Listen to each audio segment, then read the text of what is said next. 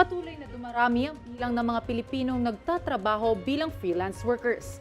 Bukod kasi sa hawak nila ang kanilang oras, may kaakibat din itong magandang sweldo.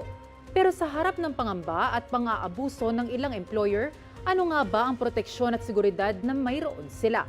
Kaya ang tanong, nararapat na nga bang mabigyan ng kaparehong proteksyon at incentives ang freelance workers gaya ng regular employees?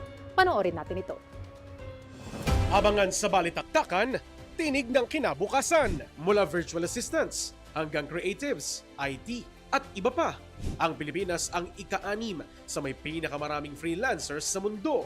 Pero sa kabila ng flexi time at magandang sahod, wala silang standard employee benefits at kulang sa proteksyon laban sa mapang-abusong employers.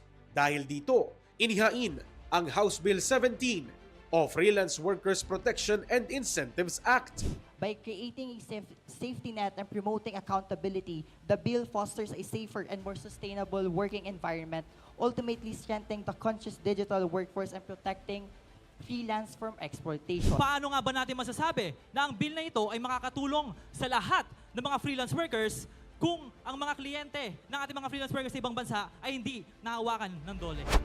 Dapat nga bang mabigyan ng seguridad at benepisyo ang freelance workers?